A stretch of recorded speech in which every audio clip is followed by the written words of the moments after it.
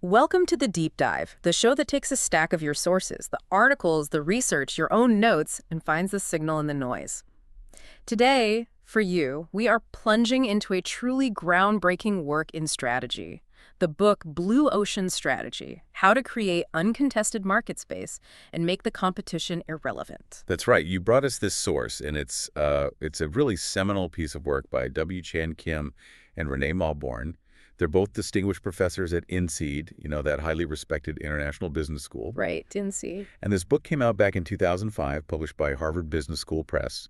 And it was really the result of decades of their joint research. They weren't just like theorizing in an ivory tower. They were studying actual strategic moves, thousands of them across a massive range of industries. Wow. Yeah, looking at how and why some of these moves led to, explosive growth while others just didn't. And their core idea, the one that makes this book so compelling, it really challenges the conventional wisdom of strategy, doesn't it? For so long, the focus has been on competing head-to-head within existing crowded markets. Think of that as a bloody battleground, what they call red oceans. Exactly. Red oceans. This book, though, it proposes a systematic way to move beyond that fight, to actually create entirely new, uncontested market spaces.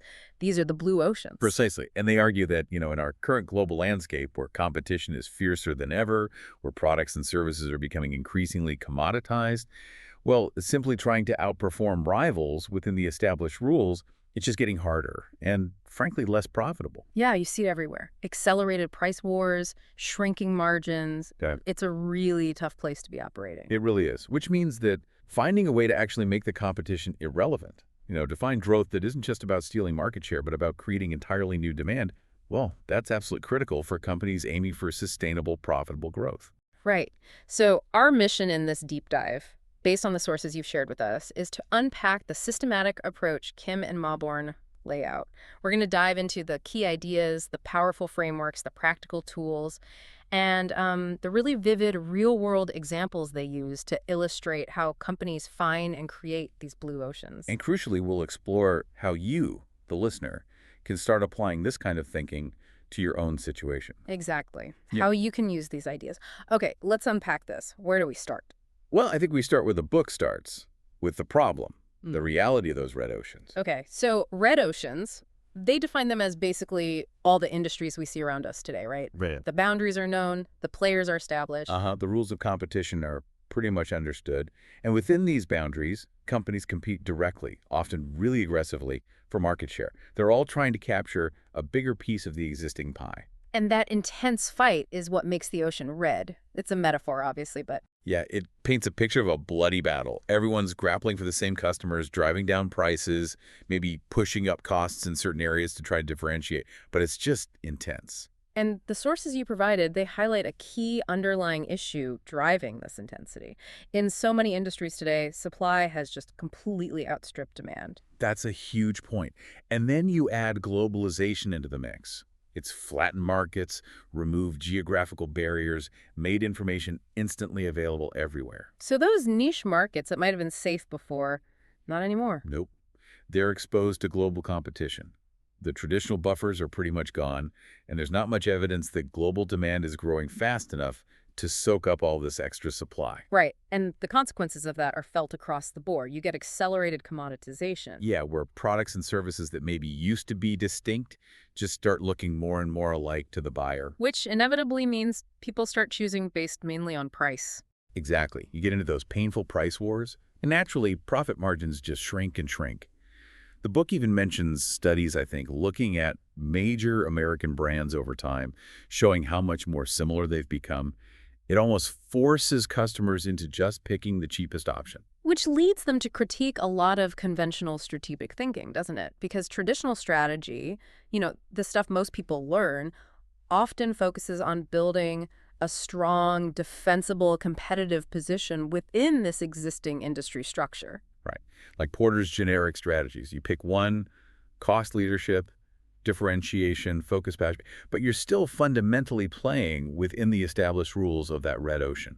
The focus is often on benchmarking your rivals, isn't it? Trying to be slightly better, maybe slightly faster, slightly cheaper. Or maybe just a bit more focused on a specific segment. You're constantly looking over your shoulder at what the competition is doing. So you're basically in a race, But it's a race on a defined track against opponents you already know. Precisely. Mm-hmm. And the authors argue, pretty convincingly, I think, that while that can give you incremental improvements, maybe eke out a bit more market share, it rarely leads to the kind of fundamental breakthrough that creates massive new value and growth. It keeps you trapped in the red ocean. Yeah, exactly. You're stuck. And this is where they make that really interesting point about the unit of analysis for strategy. They looked at companies that were widely considered excellent or visionary, the ones featured in those famous business books. But what they found was quite telling. Yeah, they saw that very few of these celebrated companies actually managed to continuously outperform the market or, repeatedly create blue oceans over long periods. Many companies held up as examples in books from, say, the 80s or 90s later struggled or declined significantly. Like Atari or Data General, I think they mentioned. Exactly, companies like that. Which raises a question. If a company can be seen as strategically brilliant one moment and then falter the next, maybe the company itself isn't the fundamental thing we should be studying to understand how new value in markets are created. That was their conclusion. And they also pointed out that industries aren't fixed things either. Industries are constantly being born, evolving, sometimes disappearing altogether. Yeah. Think about cars, computers, cinema. They didn't exist in their current forms centuries ago. They were created. Right. So if it's not the company and it's not the industry, what is it that consistently shows patterns when it comes to creating new market space?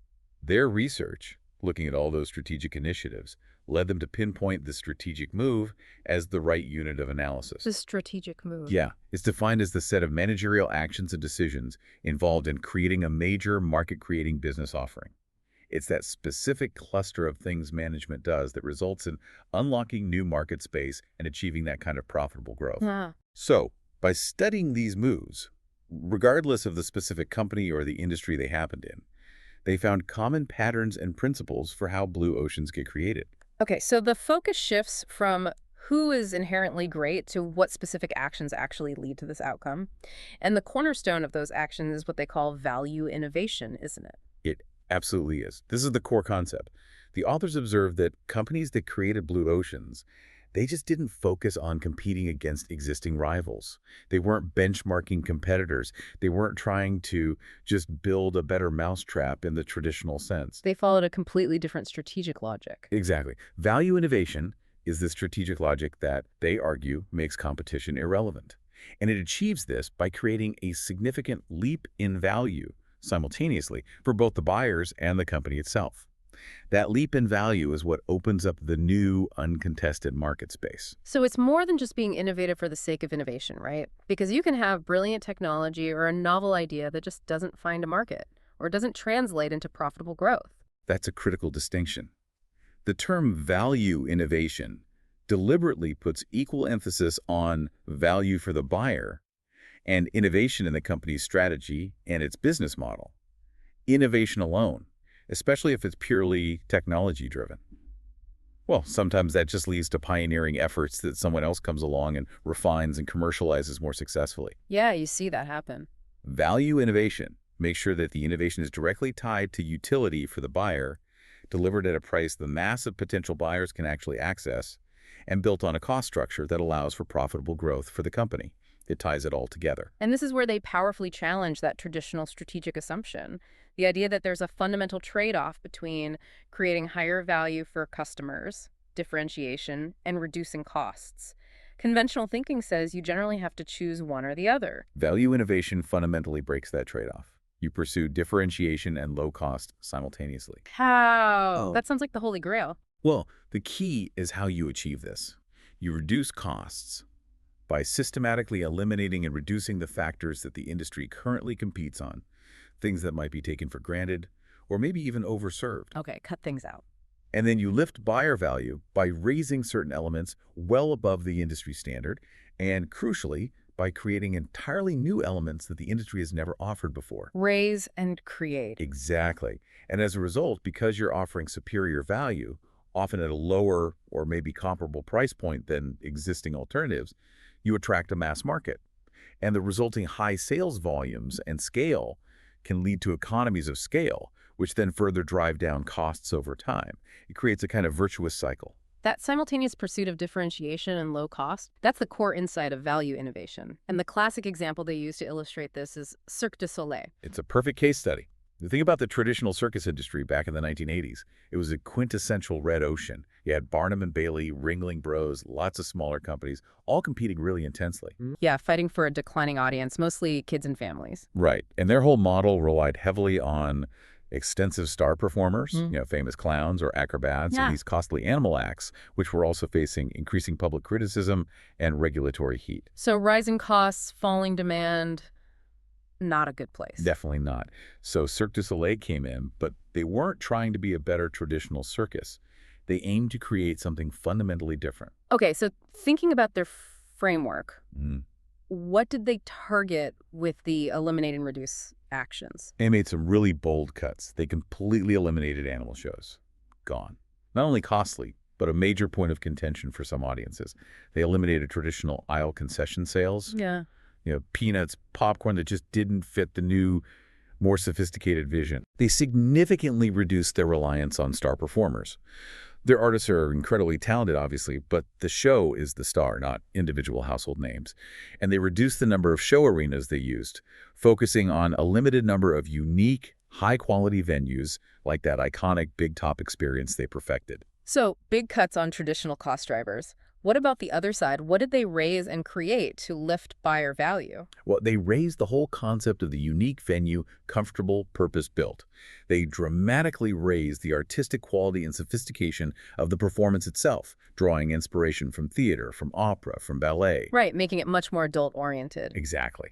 And they created entirely new elements, compelling themes that unify the acts into a kind of narrative, refined and beautiful environments, original artistic music scores composed specifically for the shows, and sophisticated dance choreography, things you just didn't see in a traditional circus. So by eliminating and reducing those costly elements of the traditional circus while raising and creating these new artistic and theatrical elements, what was the result? They completely broke the value-cost trade-off. They achieved a significantly lower cost structure than traditional circuses. No animals, fewer stars, etc.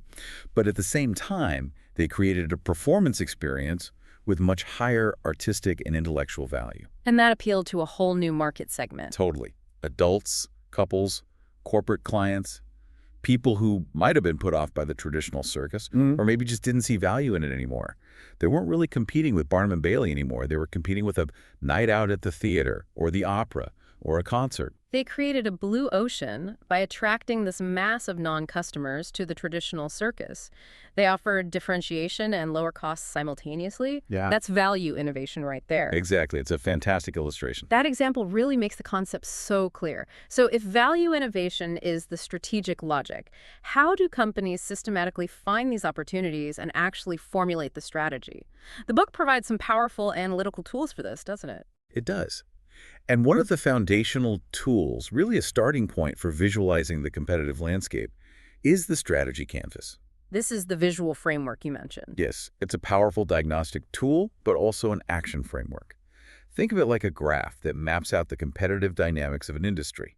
The horizontal axis lists the key factors that the industry currently competes on and invests in, things like price, service level, quality of materials, marketing spend, you name it. Okay. And the vertical axis. That shows the offering level that buyers receive across these factors, usually on a scale from low to high. And then you plot the value curve for different companies or strategies on this canvas. Right. You draw a line connecting the points that represent how your company performs on each factor compared to your competitors. Now, when you plot the value curves for players in a typical red ocean, what you usually see is that their curves tend to converge. They look pretty similar. Meaning they're largely competing on the same factors, offering similar value propositions, just maybe at slightly different levels. Exactly. And plotting that immediately highlights where you're stuck fighting the same battle as everyone else. It makes the red ocean visible. Okay, so drawing the as-is picture on the strategy canvas shows you the red ocean reality. How do you then figure out the to-be picture, the blue ocean strategy? That's where the 4 actions framework comes in. This tool is designed to be used right alongside the strategy canvas. It pushes you to systematically reconstruct the elements of buyer value in a way that breaks that value-cost trade-off we talked about. It asks 4 key questions that challenge the industry's existing strategic logic and business model. Okay, what are those 4 questions? They are, first, eliminate. Which factors that the industry takes for granted and currently competes on should be completely eliminated? These are often factors that maybe don't add much value anymore to potential buyers, but they still consume resources. Right. Second, reduce. Which factors should be reduced well below the industry standard? These might be factors where the industry is over-serving customers or over-designing things in its competitive race. Okay, eliminate and reduce cutting costs. Primarily, yes. Then third, raise. Which factors should be raised well above the industry standard? These are factors that, while potentially important, the industry might have underinvested in or overlooked relative to how important they are for potential buyers. Got it. And fourth, create. Which factors should be created that the industry has never offered before? These are entirely new sources of value for buyers, often tapping into previously unaddressed needs or maybe bringing in elements from outside the traditional industry boundaries. So eliminate and reduce are about shedding costs by getting rid of or minimizing factors that don't contribute meaningfully to new value for a mass market, while raise and create are about boosting buyer value and opening up new demand. That's the essence of it. And they recommend using something called the Eliminate, Reduce, Raise, Create grid, or ERRC grid, as a practical way to just list out the actions you identify under each of those headings. A simple brainstorming tool? Exactly. And the book provides another brilliant example of applying these tools, the story of Yellowtail wine. Ah, yes. The Australian wine that really shook up the U.S. market. What was the U.S. wine industry like before Yellowtail arrived? Oh, it was a classic red ocean, especially in that lower to mid-price segment. You had an intense global competition, a huge glut of wine supply, putting constant pressure on prices. And for consumers, the experience of buying wine was often just overwhelming and intimidating. Yeah, I can relate to that. So many choices. Exactly. An enormous range of choices, labels filled with confusing jargon about appellations, grape varieties, aging notes, tannins, all that stuff. The industry largely targeted knowledgeable, educated professionals who already drank wine, and the emphasis was all on prestige, legacy, complexity, and quality markers like aging potential. So if you weren't already a wine expert, it was kind of a minefield of complexity. Totally. And Yellowtail came along and applied the 4 actions framework, specifically targeting those people who found wine intimidating or maybe just didn't drink wine at all, the massive beer and cocktail drinkers. Okay, so what did they eliminate or reduce? They dramatically reduced or completely eliminated all the complex wine jargon on the labels and in their minimal marketing. Yeah. They got rid of the emphasis on aging requirements, the complexity of taste profiles, and all the distinctions based on specific vineyards or legacy. They also massively simplified choice by launching with just 2 grape varieties initially, Chardonnay and Cabernet Sauvignon. They basically stripped away all the things that made wine seem scary or pretentious to the novice. What did they raise and create? Well, they raised the price point slightly above the really cheap jug wines, positioning it around, say, $6.99 or $7.99. That made it accessible, but also signaled it wasn't bottom shelf quality. And then they created entirely new elements. They focused relentlessly on easy drinkability producing wines with a consistent, approachable, slightly sweeter, fruity taste with soft tannins designed to be enjoyed right away. No complexity needed. None. They created ease of selection by keeping the range small and labeling simply by grape type.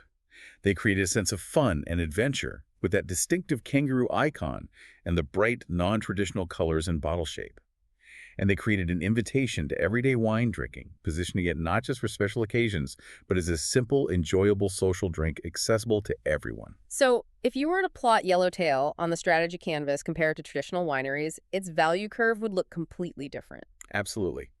The source illustrates this perfectly. Yellowtail's value curve doesn't really overlap with the established players at all.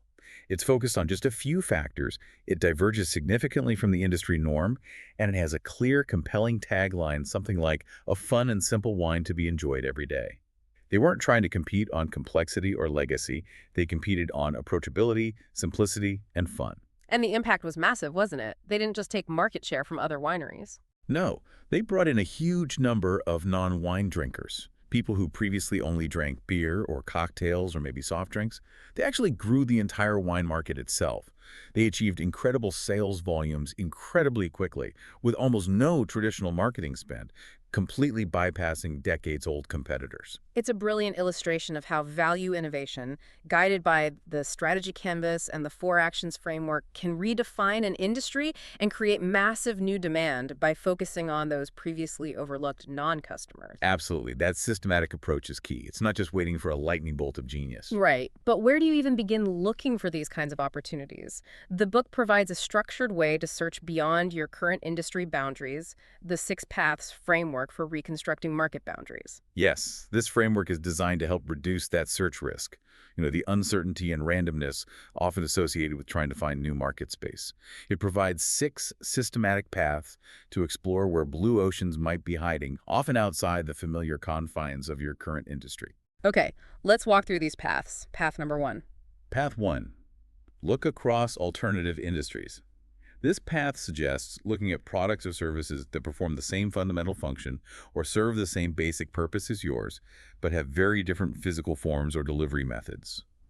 They might not seem like direct competitors in a traditional sense, but buyers definitely make choices between them. Like choosing between taking a taxi or renting a car, or going to the cinema versus just having friends over to watch a movie at home. Exactly. They fulfill the same underlying need, transportation, entertainment, but in very different ways. The example the book uses here is NetJets looking across commercial airlines and the private jet industry. Okay. Corporate travelers use commercial airlines because they offered relatively low variable cost per trip and the convenience of just buying a ticket, despite all the significant hassles like check-in times, delays, security, and lack of flexibility. Yeah, the joys of flying commercial. Right. On the other hand, they use private jets because they offered incredible speed, flexibility, reliability, and a hassle-free travel experience, but with the immense fixed cost of actually owning a jet and really high operating costs. So NetJets found a space between those two. Exactly. They created the concept of fractional jet ownership.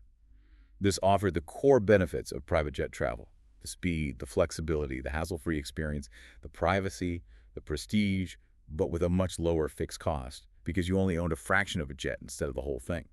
And lower variable costs too, since you only paid for the hours you actually flew without things like deadhead fees. So they captured the reasons people traded up to private jets and down to commercial flights and offered a superior alternative in the middle. Precisely. They effectively created a new market by attracting buyers who found commercial travel way too restrictive, but outright private jet ownership way too expensive. And NTT Docomo's iMode is another example here. Looking across mobile phones and the PC internet. Yeah. Traditional mobile phones offered mobility and voice calls. The PC internet offered email, information, transactions, entertainment, but you were tethered to your desk. iMode combined the core strengths: mobile access to email, news, information, eventually simple games and transactions, all on your mobile device.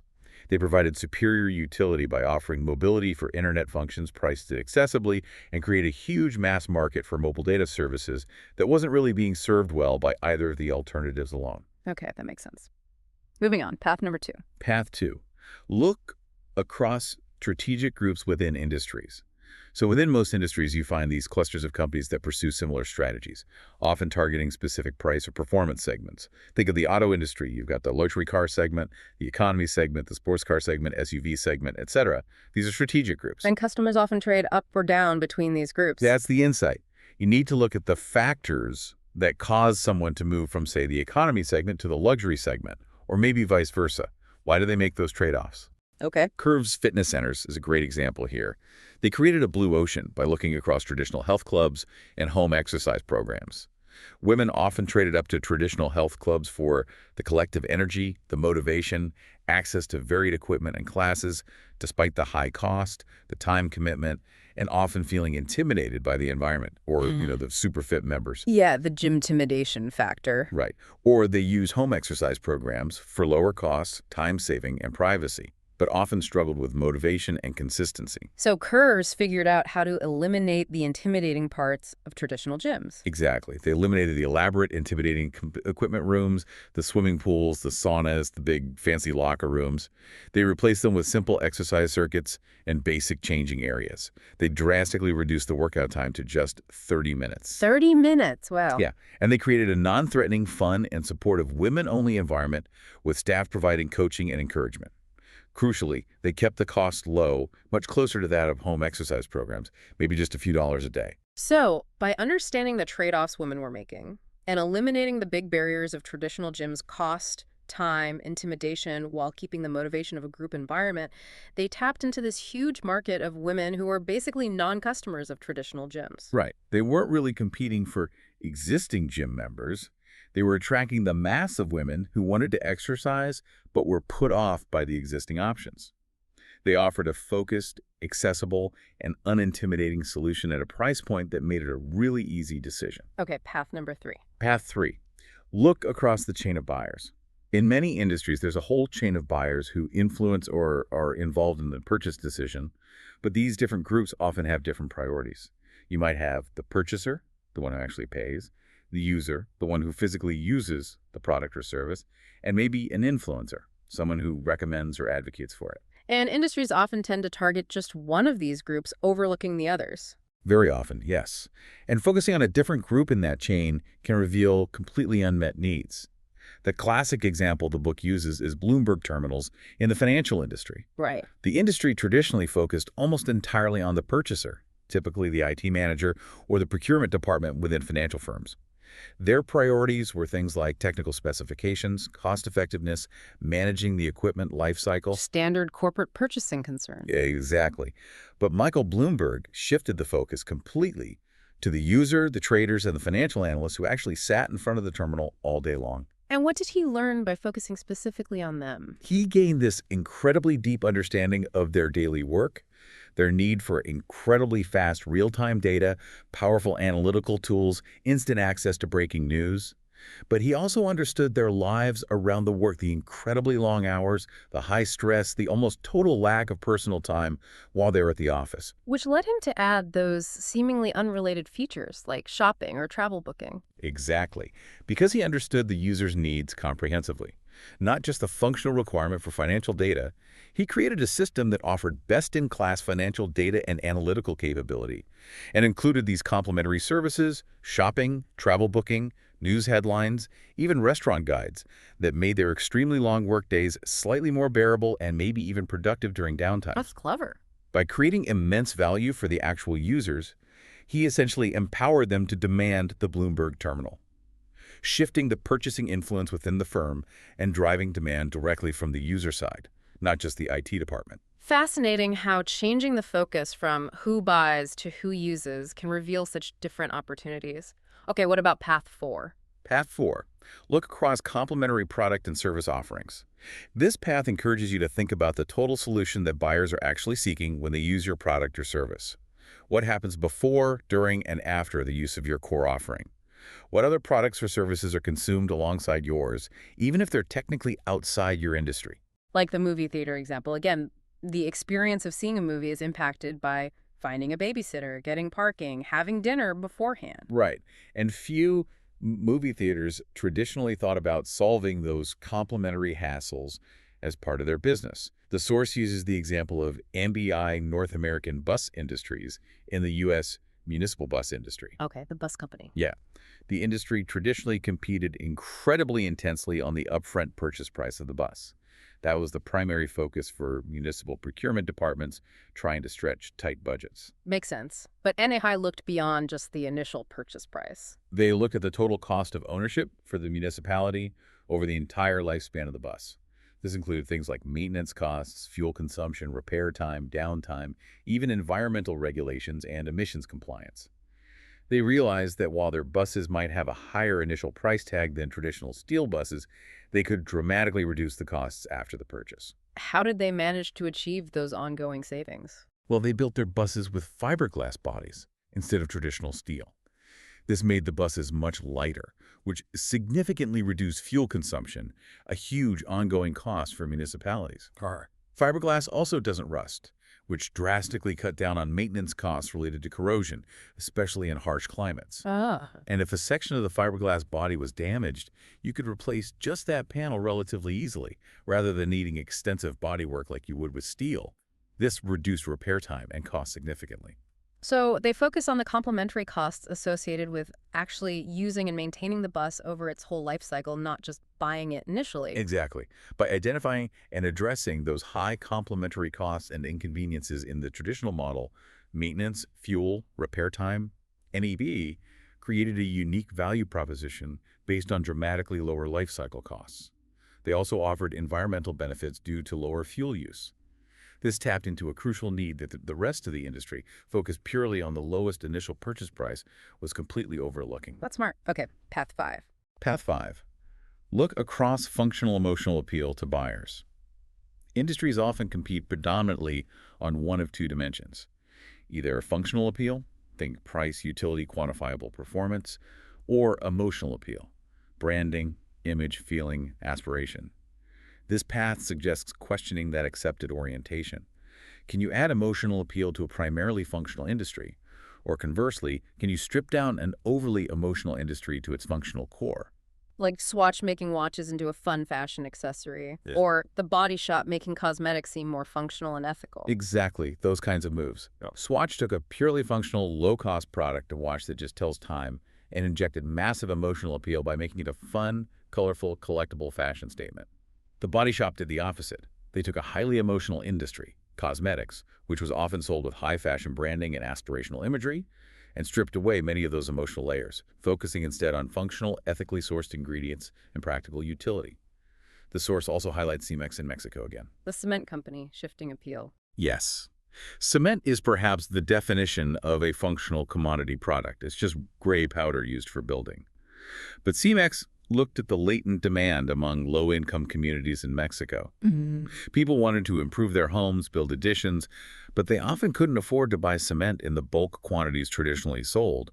They lacked access to financing, and they didn't necessarily have the technical know-how. So Cemex reframed cement. They reframed it from a purely functional product, concrete for building, into an emotional concept, the gift of dreams, the dream of building a better home for your family. And they built a whole business model around that emotional appeal, didn't they? They did. They launched a program called Patrimonio Hoy.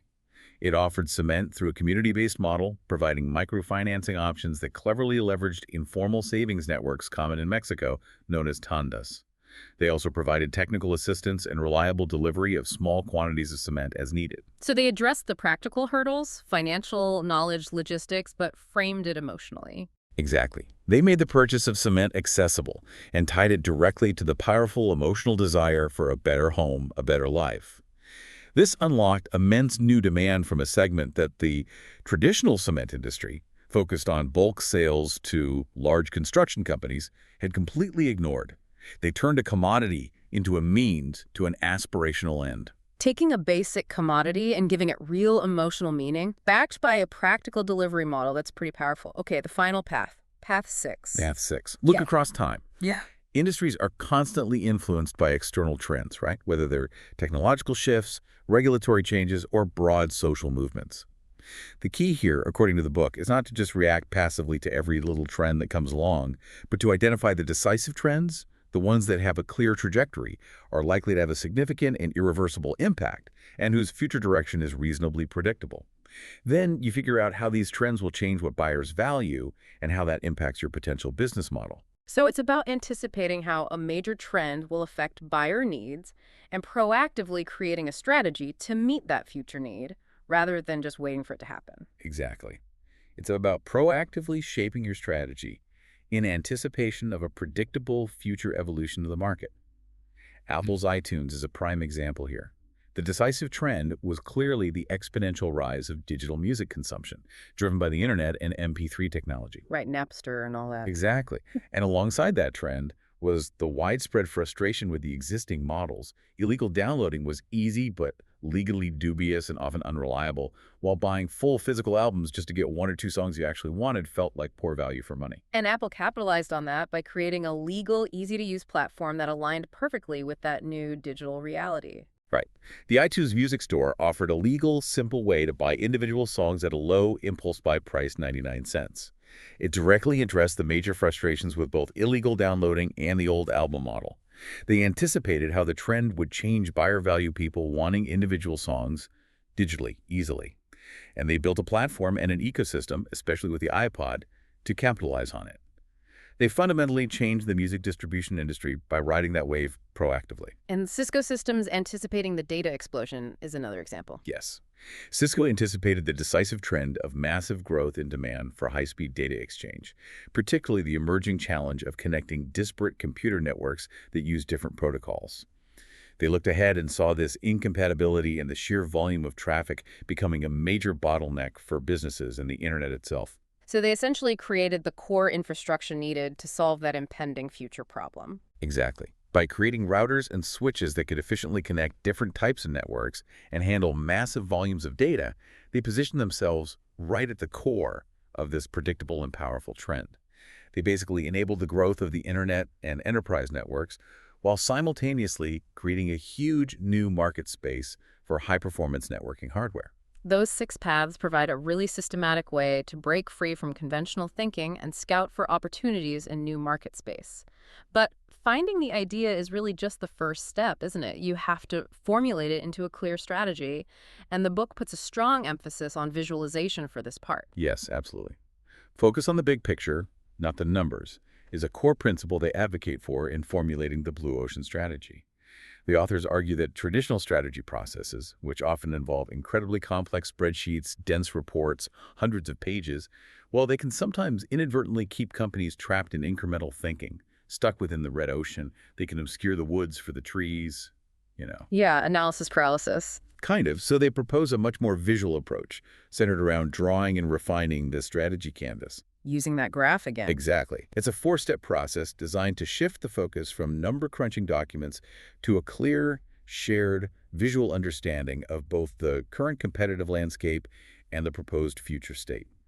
They found this approach helps unlock creativity and, just as importantly, makes the resulting strategy incredibly easy to understand and communicate across the entire organization. Okay, so what are the 4 steps of this visual strategy formulation process? Step 1 is visual awakening. This starts simply by drawing your as-is strategy canvas. You map your company's current value curve and the value curves of your key competitors. The main goal here is diagnostic to help your management team, and maybe even key employees, see very clearly where you are currently competing, where your value curve just mimics competitors, and where you might be lacking focus or divergence. The source uses the example of EFS, a corporate foreign exchange company that was looking to find a blue ocean. And what did drawing the canvas reveal for EFS? What was the awakening? Apparently, it was quite eye-opening for them. Their as-is strategy canvas showed a really muddled picture. They were investing across way too many factors, trying to be everything to everyone, essentially. Their value curve looked very similar to their main competitors, whether they were traditional banks or other specialized FX firms. There was just no clear differentiation. It also highlighted some glaring contradictions in their offering, like having this beautifully designed, award-winning website that was, paradoxically, one of the slowest and least reliable in the entire industry for actually confirming transactions. Ouch. So seeing that tangled, undifferentiated picture right there on the canvas created a real sense of urgency and dissatisfaction with the status quo. Absolutely. It made the problem undeniable in a way that just looking at financial reports or market share numbers might not have. It spurred a genuine desire for radical change. Okay, so that's the wake-up call. Step 2 is visual exploration. Once you see the problem, you need to look for the solution. Right. This step involves getting your managers out of the office and into the field. They need to observe the reality of the 6 paths we just discussed, looking at alternative industries, strategic groups, different buyer groups, complementary offerings, functional emotional appeal, and major trends in action. They observe customers, sure, but critically, they also need to observe non-customers, and maybe even users who aren't the direct purchasers, just like Bloomberg did with the traders or the EFS team did by talking to their customers' accounting staff. What did the EFS team discover by observing their customers' accounting staff, the actual users? This is a great insight from the source. EFS management had assumed that the key need was for things like dedicated relationship managers and complex financial reporting. But by actually observing the people using the service day-to-day, the accounting staff, they realized the single biggest pain point was incredibly simple, but incredibly frustrating. Just getting speedy confirmation of foreign exchange transactions. Staff were apparently spending hours on the phone chasing these confirmations, which delayed critical payments and caused huge amounts of stress and inefficiency. This was a factor the company, focused on high-level relationships, had completely underestimated. A simple, basic need, but crucial and unmet. Exactly. So based on these kinds of field observations and insights gained from exploring the six paths, cross-functional teams within EFS then went back and started drawing potential to be strategy canvases, visualizing different possible blue ocean strategies based on what they'd learned. Okay, step 3, visual strategy fair. You've explored the possibilities, drawn some potential futures, now you need to test and refine them. This is where the teams present their proposed to be strategy canvases, the visual picture of their potential future strategy, to a wide range of stakeholders. They present them to actual customers, potential non-customers, and employees from different levels of the company to get direct, honest feedback. Like a science fair for strategies. Kind of, yeah. The goal is to see which proposed strategies are most compelling, which ones are confusing, and which ones truly represent a leap in value from the stakeholders' perspective. This process helps validate the ideas and select the strongest, most promising blue ocean options to pursue further. The EFS example mentions managers presenting 12 different canvases. Yes, I think it was 6 canvases from each of the 2 teams that had done the exploration phase. They were given strict time limits to present each canvas, which forced them to be incredibly clear and concise about the value proposition. Customers, non-customers, and employees acted as judges, giving feedback on which potential futures resonated most strongly with them. And what was the winning strategy for EFS? The strategy they ultimately selected involved combining their previously separate online and offline businesses into a single, integrated offering. It focused ruthlessly on speed, accuracy, and security, and crucially, it created automatic tracking and confirmation for every single transaction, directly addressing that massive pain point they discovered out in the field. And how did that look on the canvas compared to their old one? It was a striking contrast. The 2B canvas for the selected strategy showed clear focus on just a few key factors, sharp divergence from all competitors, and it could be summarized with a really compelling tagline that instantly communicated the core value proposition. Something like, the FedEx of corporate foreign exchange. Easy, reliable, fast, and trackable. Wow, that's clear. Okay, final step. Step 4, visual communication. You have the chosen blue ocean strategy. Now you need to make sure everyone in the organization understands it and is aligned. This is the final critical step in the formulation process. You need to distribute the before and after strategy canvases, the picture of the old red ocean reality, and the new blue ocean future widely throughout the entire organization. The visual nature makes the contrast incredibly clear and intuitive for everyone, from senior executives right down to frontline staff. So it's not buried in a 100-page report. Exactly. This shared picture then serves as a simple, powerful guide for decision-making, for resource allocation, for daily actions. It helps align the entire company behind the new strategic direction. The source even mentions EFS employees enthusiastically pinning the new canvas up in their cubicles, a simple act, but it shows powerful buy-in and alignment. So it becomes the single-page strategic plan that everyone can actually grasp and rally behind. Pretty much. The book also suggests using a similar visualization tool at the corporate level, called the Pioneer Migrator Seller Map, or PMS map. This helps senior leadership get a quick visual read on the growth potential of their overall business portfolio. And how does that PMS map work? You categorize all your current and planned business offerings. Settlers are basically your Me Too businesses, the ones fighting it out in existing red oceans, often with low growth potential. Migrators are offerings that provide improved value compared to the industry average, but aren't radical innovations. They're sort of between red and blue oceans. Pioneers are the true value innovations, the businesses that are creating or have created blue oceans and represent the strongest future growth potential. So you plot your portfolio on this map. Right, and it gives you a visual snapshot. If your map is dominated by settlers and maybe a few migrators, it's a clear signal that your current portfolio lacks strong future growth engines. It highlights the urgent need to proactively pursue value innovation to create more pioneers for sustainable, profitable growth. Okay, so you've used the tools, you've found and visualized a potential blue ocean idea. But a great idea and a clear picture on a canvas aren't enough to guarantee success, are they? You need a viable business model that ensures both profitability for the company and widespread adoption by the mass market. This leads to the critical concept of the strategic sequence. Yes, the strategic sequence: utility, price, cost, adoption. The authors really emphasize that these steps must be addressed in this correct order to minimize what they call business model risk, the very real risk that even a truly great idea won't translate into a successful, sustainable business because the underlying economics or adoption factors weren't thought through properly. And where does that sequence absolutely have to begin? Step 1. Buyer utility. This is the absolute starting point, the first gate, and it's non-negotiable. Does your proposed blue ocean offering unlock truly exceptional utility for buyers? Is there a compelling, undeniable reason for the mass of people, and that includes not just your existing customers, but especially those non-customers you're hoping to attract to actually buy it? If it doesn't pass this test. The idea is parked, or it needs fundamental rethinking. You simply cannot compensate for a lack of fundamental utility with a low price or clever marketing in the long run. The value has to be there. How do you systematically assess that utility? Is there a tool for that? Yes, they provide the buyer utility map.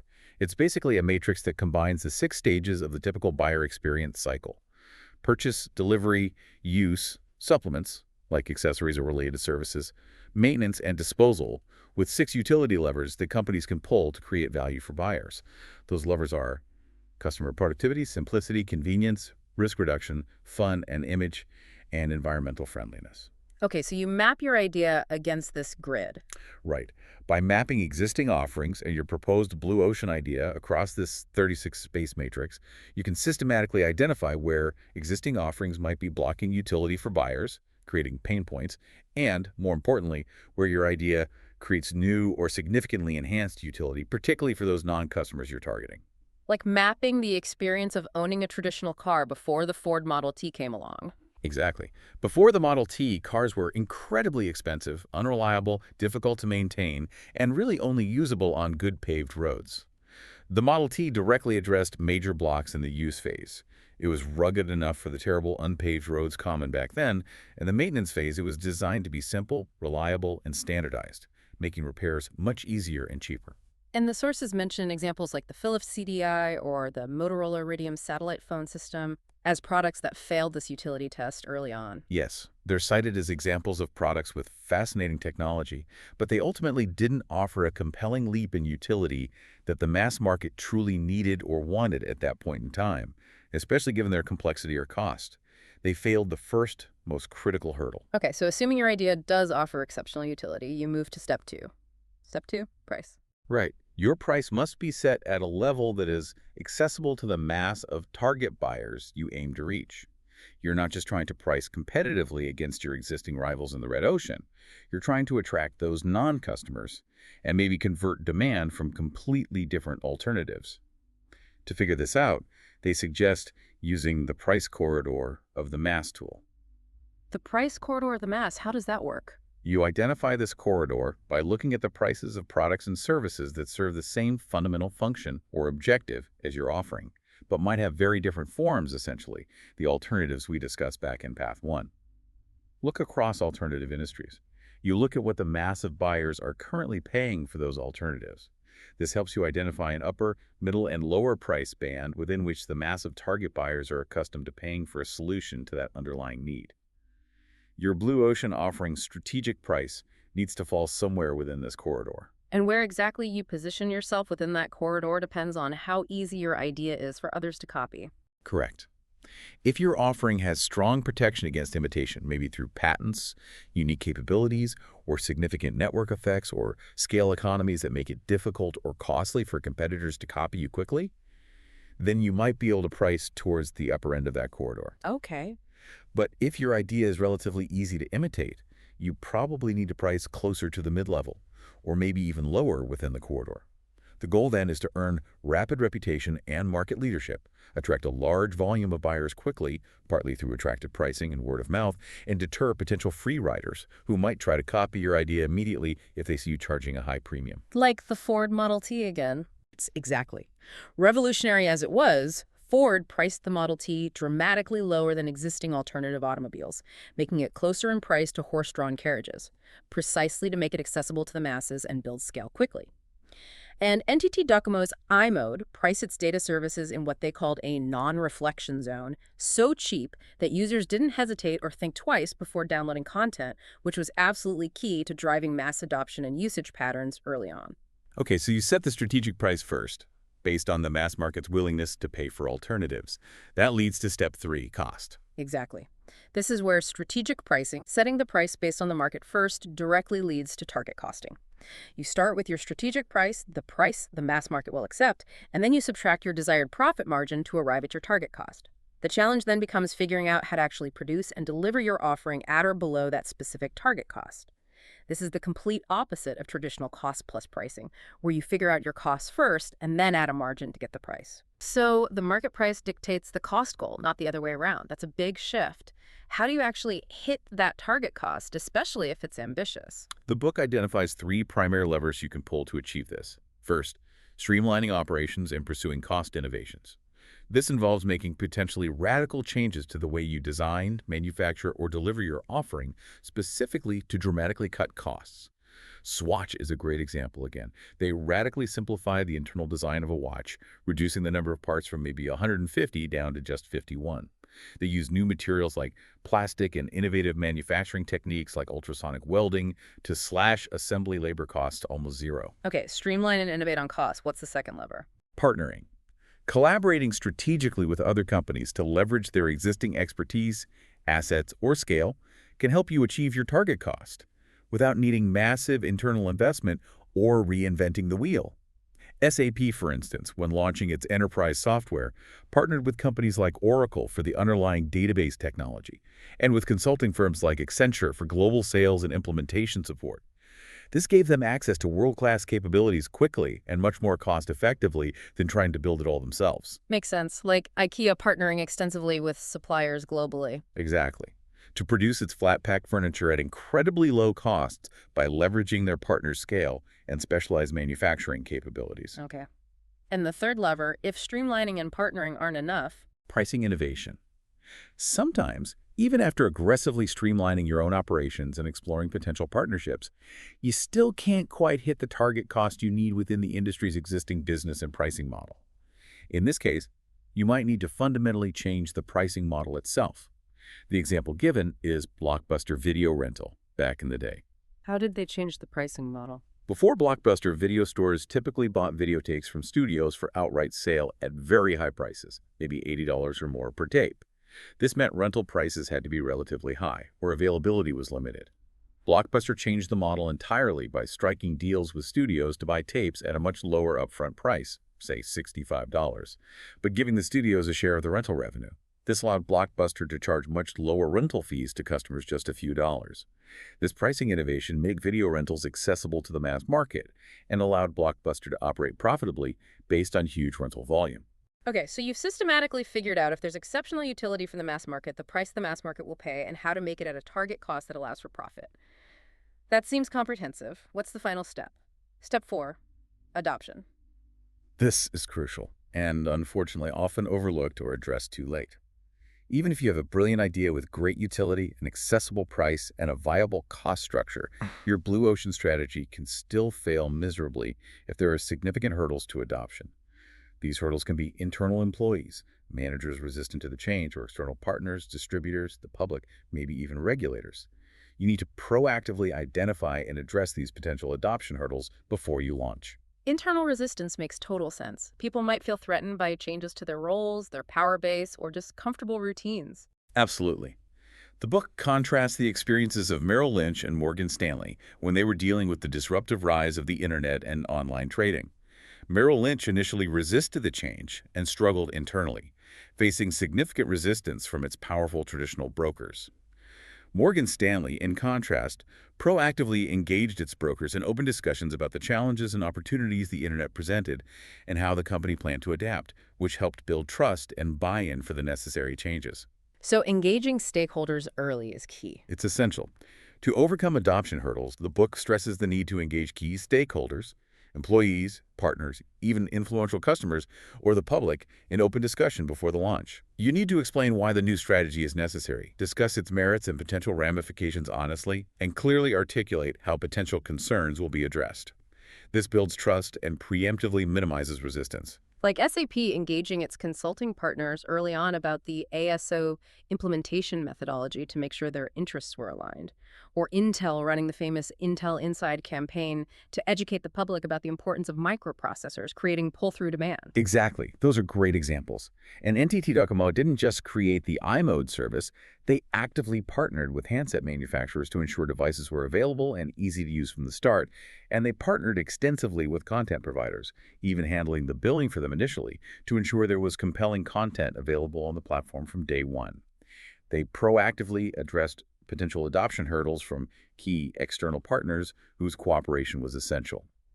The book also mentions something called the Blue Ocean Idea, BOI Index, which is basically a simple tool to score your idea against all four steps: utility, price, cost, and adoption, as a final reality check before committing significant resources. A final scorecard. Yeah, a way to formalize that screening process. The Philips CDI and Motorola Iridium are cited again as classic examples of technologically impressive products that likely would have failed this rigorous four-step sequence test if it had been applied beforehand, particularly on utility and perhaps adoption. That strategic sequence, utility, price, cost, adoption, in that specific order really provides a systematic way to ensure your blue ocean idea isn't just creative, but is also a viable, executable business. But execution itself, even with a well-thought-out strategy that passes those tests, presents significant organizational challenges, doesn't it? Absolutely. This is often where the rubber meets the road and where many promising strategies falter. Even if you've designed the perfect strategy on paper, getting the entire organization to execute it effectively, especially when it involves significant change, is incredibly difficult. The book identifies four key organizational hurdles that commonly block execution. The cognitive hurdle, getting people to truly understand and accept the need for a major change for the status quo. The resource hurdle, the almost universal feeling that you don't have enough resources, money, people, time to implement the change. The motivational hurdle, getting staff genuinely enthusiastic and committed to the new direction rather than just complying.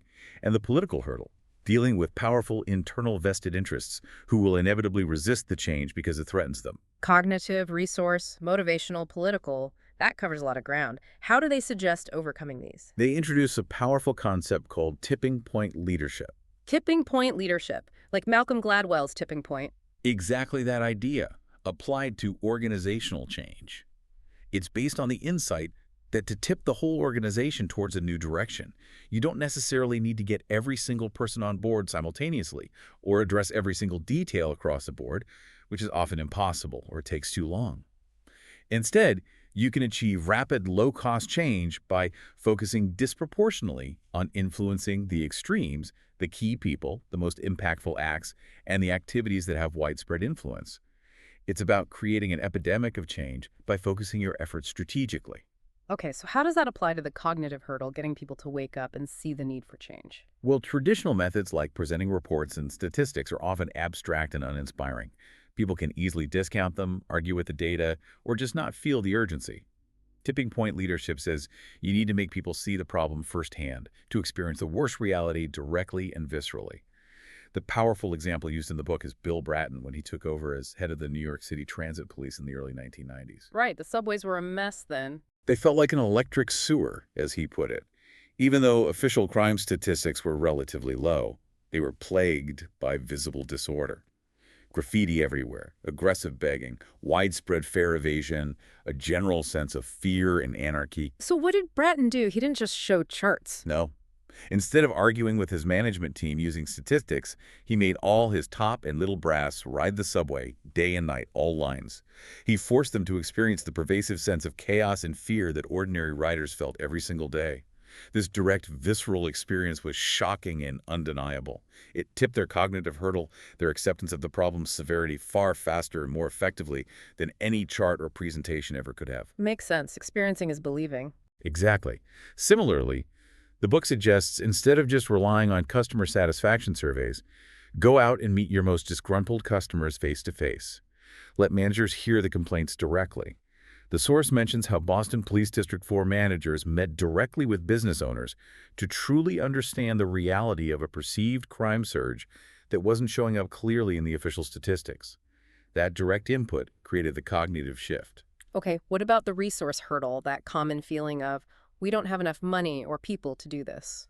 The perception of limited resources often leads companies to either drastically scale back their ambitions for change or, maybe worse, spread their already thin resources even thinner across too many different initiatives, accomplishing little.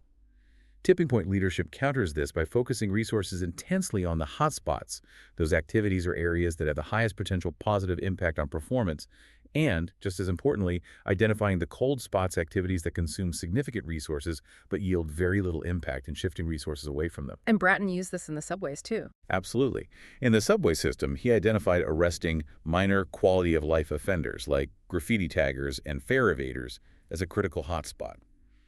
While these seem like minor crimes, these visible signs of disorder were what created the overall climate of fear and chaos. Addressing them directly had a disproportionately high impact on restoring a sense of order and safety. Okay, so focus on the fare evaders. What was a cold spot? He identified the process of taking arrested offenders to court as a major cold spot. It consumed huge amounts of valuable officer time hours per arrest, taking them away from patrolling the subway platforms and trains, which was the real hotspot activity where their presence mattered most. So how did he reallocate resources? He created bust buses. These were basically old city buses that were retrofitted to serve as mobile arrest processing centers parked right near major subway stations. This was a horse trade, as the book calls it. By quickly processing the minor arrests for fare evasion or graffiti right there on site in the buses, he drastically cut down the processing time and freed up huge amounts of officer time, those scarce resources, allowing them to spend much more time visibly patrolling the platforms and trains, the high-impact hotspot. So it wasn't about getting more resources, but about smartly redirecting the existing resources to where they would have the biggest effect. Precisely. Concentrate your firepower where it matters most and take it away from where it doesn't. Makes sense. Next, the motivational hurdle. How do you get the mass of employees genuinely committed and motivated to embrace the change? Again, the tipping point approach says you don't need to motivate everyone individually, which is often impossible. Instead, you focus disproportionately on influencing the kingpins, those people within the organization who have natural leadership ability, command respect, or have disproportionate influence over their peers. And you focus on atomization, breaking down the overall, perhaps daunting challenge into concrete, manageable, and achievable steps that employees can understand, execute, and see results from quickly. So motivate the key influencers and make the task seem doable. How did Bratton do this? He focused heavily on motivating the precinct chiefs. They were the clear kingpins in the police force hierarchy. He implemented a system called CompStat, which publicly tracked key crime statistics for each precinct in near real time. He held regular meetings where chiefs were held directly accountable for the results in their areas, publicly linking rewards and sometimes punishments or reassignments to performance. That must have created rapid peer pressure and spread motivation quickly. Absolutely.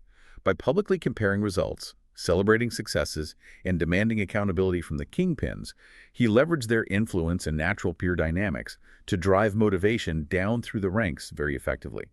And he atomized the big abstract problem of reducing crime and fear for the rank-and-file officers by focusing their efforts on those specific, tangible, broken windows offenses, catching the person jumping the turnstile, stopping the person painting graffiti. These were concrete tasks that officers could understand, execute immediately, and see visible results from, which made the overall challenge feel much more manageable and gave them a sense of direct impact and accomplishment. Okay, and finally, the political hurdle dealing with that powerful internal resistance from vested interests. This is almost always inevitable with any significant strategic change. There will be people, the devils, as the book calls them, who actively resist because the change threatens their power, their status, their budget, or just their comfortable way of operating. The tipping point approach says you need to identify these individuals early and work to isolate them or neutralize their influence. Silence the devils. Right. And simultaneously, you need to identify and amplify the voices of the angels, those people who have the most to gain from the change, who actively support it, and who also have influence within the organization. You need to build coalitions with these angels and empower them. How did Bratton handle the politics? He apparently used trusted confidants, like his key strategist, Jack Maple, to identify the key resistors, the devils, within the NYPD leadership structure. Once identified, he wasn't afraid to make strategic personnel changes, a changing of the guard, to remove those who were actively blocking the reforms. At the same time, he actively cultivated powerful angels, most notably Mayor Rudy Giuliani, who was a very strong public advocate for Bratton's reforms. Bratton leveraged the mayor's authority and public backing to empower the change process and effectively neutralize resistance from the entrenched devils within the department. So, tipping point leadership isn't about launching massive organization-wide change programs, but about strategically targeting these key leverage points, making people see the problem, cognitive, focusing resources on hotspots, resources, motivating kingpins with atomization, motivational, and leveraging angels against devils, political, to create rapid, low-cost, almost viral change. Exactly. It's about understanding the underlying dynamics of influence within an organization and applying your effort where will have the biggest ripple effect. And running alongside this idea of overcoming hurdles is the principle of building execution right into the strategy itself from the beginning, which the book argues is best achieved through something called fair process. Fair process. That sounds like it's about how decisions are made and implemented rather than just what the decisions are. Precisely. Fair process is presented as the key to fostering the employee trust, commitment, and crucially, voluntary cooperation that are absolutely essential for successful strategy execution, especially for something as potentially disruptive and different as a blue ocean strategy. The core idea is that if employees on the front lines don't understand or support this strategy, it will likely fail, regardless of how brilliant it looks on paper. This is what the authors call managerial risk. The risk that employees will consciously or unconsciously undermine or block the strategy simply due to a lack of trust or understanding. And fair process helps mitigate that risk. How? Yes, by consistently adhering to three core principles in how strategic decisions are made and communicated. The first principle is engagement. This means genuinely involving individuals in the strategic decisions that will affect them. You ask for their input, you solicit their ideas, you allow them to challenge proposals and assumptions. It doesn't necessarily mean decisions are made by consensus, but people feel their voice has been heard. Okay, engagement. What's second? The second is explanation. Even if someone's specific input isn't fully incorporated into the final decision, it's critical to clearly explain the rationale behind the final strategic decisions. Explain why this course of action was chosen over others, how it fits into the broader picture, what the thinking was. And third? The third principle is expectation clarity. Once the strategic decisions are made, you need to state very clearly what the new rules of the game are. What are the new standards, the new metrics, the new goals, the new responsibilities?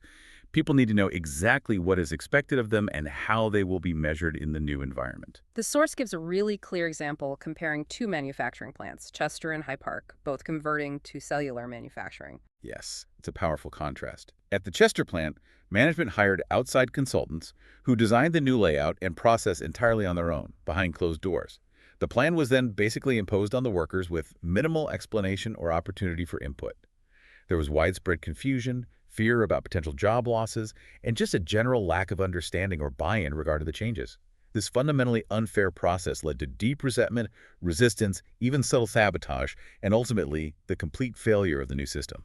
And the High Park plant did it differently. Completely differently. At High Park, the managers actively engaged the workers throughout the entire process. They clearly explained the competitive reasons why the change was necessary.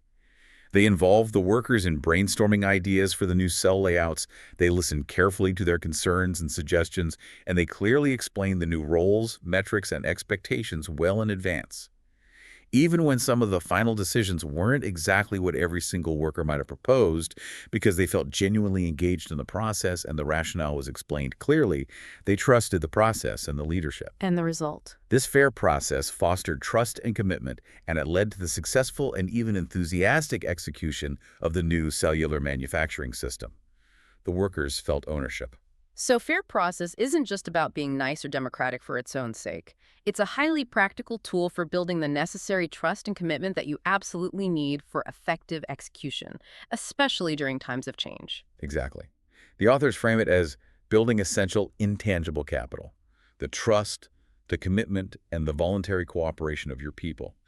The underlying psychological insight is that fair process provides people with what they call intellectual and emotional recognition. It signals to employees that their knowledge, their insights, and their feelings are valued by the organization. And that recognition builds trust. Precisely. When people feel respected and valued in the process, even if they don't agree with every single outcome, they're far more likely to go above and beyond, offering their best ideas, putting in discretionary effort, and actively helping the strategy succeed. That's the voluntary cooperation that's so critical for navigating the complexities and unexpected challenges of implementing any significant change. Unfair process does the exact opposite. It breeds distrust, resentment, and people actively or passively withholding their knowledge and effort. Okay, so let's say you've done it all. You've successfully found a blue ocean using the frameworks, you've formulated a viable strategy using the sequence, and you've executed it effectively using tipping point leadership and fair process. Is that blue ocean sustainable forever? Can you just relax?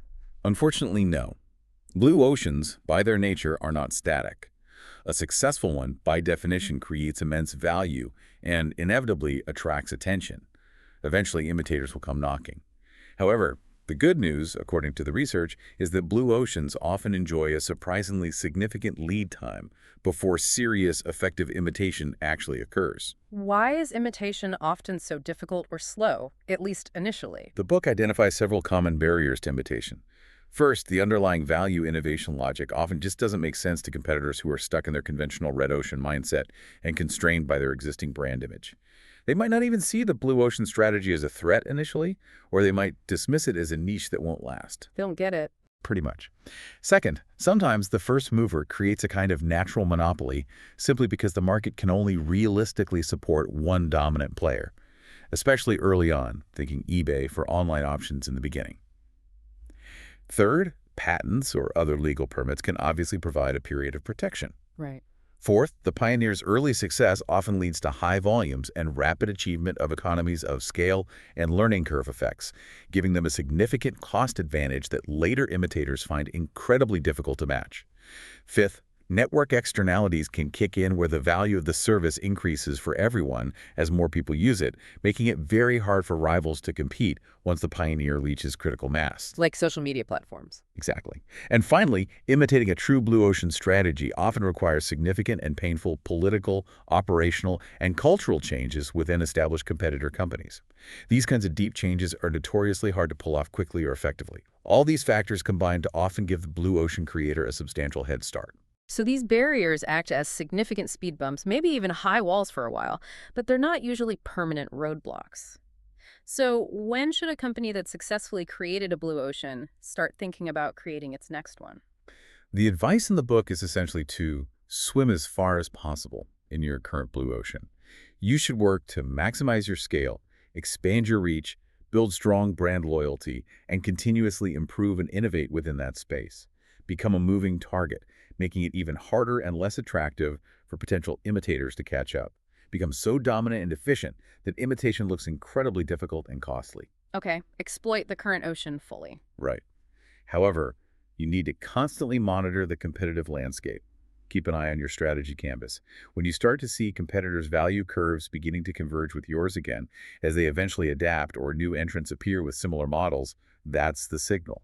When imitation becomes credible and starts to get aggressive, and you see your unique competitive advantage starting to erode, that's the time when you must proactively consider value innovating again to create your next blue ocean. It's a cycle. Looking historically, does the research suggest whether blue oceans are typically created by scrappy new startups or by established players? Interestingly, the book's extensive historical research, looking across many industries over long periods, shows that blue oceans are very often created by established players operating from within their existing industries. It's not always the brand new startup that does it. And they often achieve this not by venturing far outside their core business, but by redefining the boundaries of their existing industry. That's counterintuitive, maybe. What about the fear of cannibalization? The idea that launching a new blue ocean offering will just steal sales from your existing red ocean products. The book argues that this fear is often exaggerated because blue oceans typically tap into new demand and attract previous non-customers. They tend to expand the total market significantly, rather than just redistributing existing sales from the company's older products. While some cannibalization might occur, the net effect is usually substantial market creation and growth. And what's the broader economic implication of this blue ocean approach? The authors describe their overall view of strategy as reconstructionist. They argue, quite fundamentally, that market structure isn't a fixed given, something that companies are just stuck with and have to react to. Instead, market structure can be shaped and reconstructed by the proactive strategic moves of companies. We can shape the game, not just play it. Exactly. And from an economic perspective, Blue Ocean's strategy is fundamentally a non-zero-sum game. It's about creating new value, expanding the overall size of the pie, creating new wealth and new jobs, rather than simply fighting over and dividing up existing wealth at competitors' expense in a bloody red ocean zero-sum battle. Mm. And they reiterate throughout that the key driver for creating these blue oceans, historically, wasn't primarily about having the most advanced technology or necessarily being the very first entrant into a space, but about mastering the strategic logic of value innovation. Wow, that's a really comprehensive journey through a powerful and I think still very relevant strategic framework. To try and bring it all together for you, the listener, Blue Ocean Strategy offers a systematic way to break free from that intense head-to-head competition in crowded red oceans. It's all centered on this core idea of value innovation, simultaneously creating a leap in value for buyers while reducing costs, effectively breaking that traditional value-cost trade-off. And the book gives you the tools to actually do this. Right. You've got the strategy canvas to visualize the current market and your potential future. You've got the 4 actions framework: eliminate, reduce, raise, create, to systematically reconstruct value elements. You've got the 6 paths framework to help you systematically search for opportunities beyond your conventional industry boundaries. And then there's the strategic sequence utility, price, cost, adoption to rigorously test your idea and make sure it's a viable business, not just a creative concept. Absolutely. And critically, it doesn't stop at formulation. It powerfully addresses the crucial challenges of actually executing the change, using concepts like tipping point leadership to overcome those common organizational hurdles: cognitive, resource, motivational, political, and emphasizing fair process to build the essential trust and commitment needed from your people. It really is a complete system, isn't it? From analysis and searching through formulating the strategy, validating the business model, and driving the execution. It's designed to help companies and individuals move from just competing to actually creating. So for you, listening now, thinking about your own situation, maybe you're in a large company, maybe you're leading a team, maybe you're an entrepreneur, or even just thinking about your own career or a personal project, try drawing the strategy canvas for your industry or your current situation. What factors are everyone currently fighting on? Where do you and your competitors all look pretty much the same? And ask yourself, who are the non-customers that you or your industry are currently overlooking? Why aren't they buying what's currently on offer? Could you apply that 4 actions framework? Eliminate, reduce, raise, create, or explore those 6 paths to imagine a completely different, divergent value curve. And if you do have an idea for something new, something different, rigorously run it through that utility, price, cost, adoption sequence. Is the utility exceptional for the mass market? The price right? Can you hit the target cost? What are the adoption hurdles you'd face? And don't forget to think about the organizational side. Consider the potential hurdles: cognitive, resource, motivational, political, in your specific context. How might applying the principles of tipping point leadership or ensuring fair process help you actually implement change effectively if you decide to pursue a new direction? Look for where your industry or your current approach is maybe over-serving customers on certain factors they don't value that much anymore and underserving them on others that they secretly crave. That imbalance, that tension, is often where the blue ocean opportunity lies hidden. Well said. Okay, here's a final thought to leave you with, building on everything we've discussed from these sources. If industries and market boundaries are constantly being created and reshaped by strategic moves, as the book compellingly argues, what seemingly static industry or domain that you interact with today, maybe it's within your own company, maybe it's in your community, maybe it's a market you observe as a consumer, is fundamentally ripe for redefinition. Where are those vast, untapped blue oceans of overlooked non-customers just waiting for someone to bring them into the market by offering a leap in value they didn't even know was possible, simply by looking at the problem and the potential solution completely differently? That's a great question to ponder. Where is the next Cirque du Soleil or Yellowtail waiting to emerge? Exactly. Well, that wraps up this deep dive into the core ideas of Blue Ocean's strategy. Thank you so much for bringing these sources to our attention and for joining us on this exploration. It was my pleasure. A fascinating book. Next time on the deep dive, we'll be exploring how complex adaptive systems influence pretty much everything, from economies to ecosystems, essentially, how lots of interconnected elements interact and adapt and change over time, often in unpredictable ways. You won't want to miss that one.